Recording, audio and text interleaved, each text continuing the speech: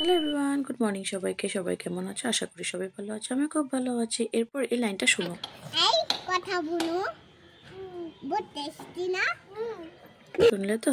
এরপর দেখো আমরা রেডি রেডি হয়েই চলে যাব আজকে বাড়িতে, কারণ অনেকদিন হয়েছে মানে ছুটিদের বাড়িতে থেকেছি, ঘুরেছি আর মজা করেছি। এবার চললাম বাড়িতে যাওয়ার জন্য। তো আমরা চলে যাচ্ছি রূপাইতে। ব্যাগ ট্যাগ রেডি করে নিয়েছি, এরপর গাড়িতেও বসে পড়েছি। তো তাড়াতাড়িও পেয়ে গেছি, আস্তে আস্তে করে গাড়ি চালিয়ে চলে গেছে বাড়ির দিকে।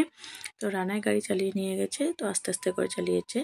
তারপর আমরা বাড়ি পৌঁছে গেছি। বাড়ি পৌঁছার পরে তো দুই বোনই একদম ফুর্তিতে, কি বলবো আর। যতই যা বলে নিজেদের বাড়িতে আসতে আর মামা বাড়িতে আসতে আলাদাই মজা। তো দুই বোন ঝুলনা ঝুলছে, পুরো মজা আছে। আমার মেয়ে কিন্তু কোনোদিনই ঝুলনা ঝুলেনি জন্মের পর থেকে। এই প্রথমবার দেখলাম ও সুন্দর করে ঝুলনা ঝুলছে। এরপর আমরা কাপড় টাপড় ছেড়ে নিয়েছি ভালোভাবে, কারণ বাইরে থেকে এসেছি ফ্রেশ ট্রেশ হয়ে। এরপর চলে যাচ্ছি আমরা পাশের বাড়ি একটা কাকিমুনিদের বাড়িতে, যেখানে কালী পূজা হয়েছে আগের দিন। তো সেখানে আমি আর সুইটি যাচ্ছি।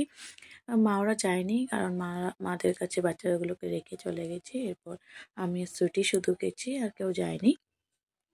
তো সেখানে গিয়ে মন্দিরটা তোমাদের সাথে দর্শন করিয়ে দেবো, দেখে নিয়ে মন্দিরটা কিরকম। মন্দির বলবো না, এটা ওদের মানসিক পূজা, বাড়িতে হয়, বছর বছরে হয়।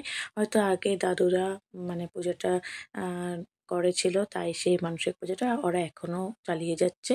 তো এরপর চলো মার দর্শন করিয়ে দিই তোমাদের সাথে। আর একবার মন্দির দর্শন করার পর সবাই কিন্তু জয় মা কালী বলে দিও কিন্তু।